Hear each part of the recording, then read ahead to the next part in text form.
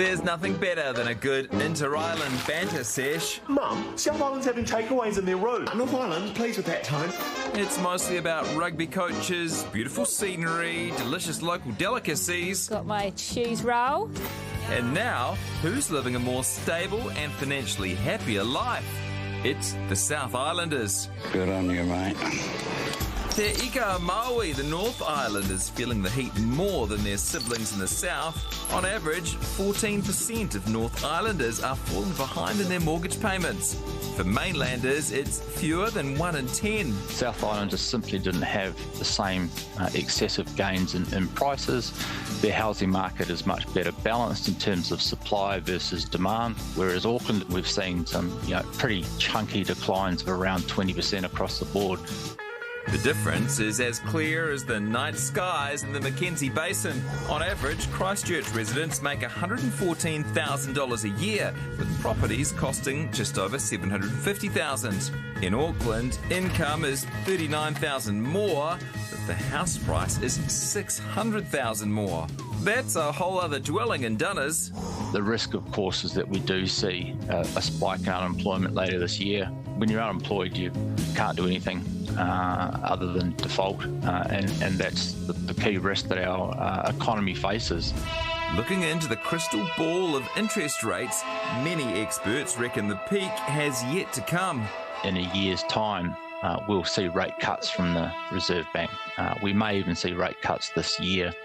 So is this latest financial pinch just the beginning? It's going to look a little ugly, but the majority of Kiwis and businesses will fight their way through this, and I think there's some blue sky next year. Next year, it's only March. What can we do right now? Well, joining us is money expert Francis Cook. Do you have advice, Francis, for people who are really starting to feel the pressure? Yeah, so it is getting very stressful for a lot of people right now. And I think for most people, this entire year will probably be a bit stressful. You've got two levers that you can pull if you are finding the money situation tight.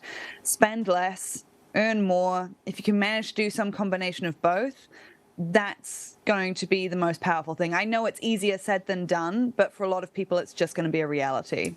What about denial as a strategy? I mean, do we need to make eye contact with our debt? Do we need to acknowledge it? Is that the first step? Yeah, well, do you know, actually, I think it's really tempting to not look at it. Once you sit down and actually look at it, it can actually be somewhat of a relief. Sit down and just go through everything and just get a proper idea of where everything is at. And often even just by doing that, a couple of solutions might start to occur to you, because we're all in different situations, right? But once you face it full on, you can start to see where there are maybe a little bit of wiggle room. I've got this little bulldog clip magnet thing that's on my fridge at the moment, and it's just holding a packet of bills I haven't opened. How do I prioritise those? Like, which ones need to go to the top of the pile for me to open first? Well, if you've got high interest debt, something like a credit card or a hire purchase or something like that, that's often the most important one to get rid of. That's going to be the biggest, worst monkey on your back.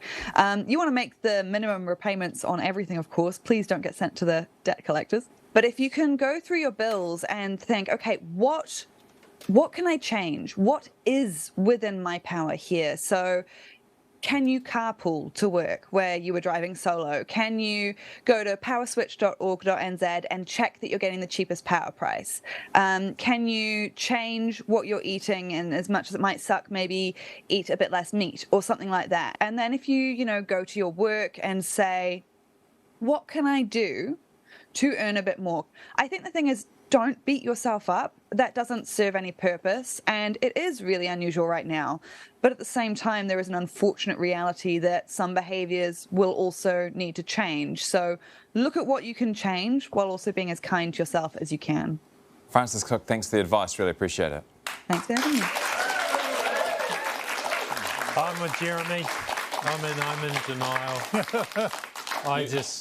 With low interest rates, I just went, ooh, debt, spend the bank's money, and now those are starting to roll over, and I just can't face it. And I should be looking at them and going, okay, it's going to be this much and this much and this much. I just can't face it. Like a lot of things, humans don't have that ability to really feel now how we're going to feel in the future, right? It's hard to cancel your Netflix now before you need to cancel your Netflix. But everyone just says live in the now. Yeah. Well, I have. It hasn't worked.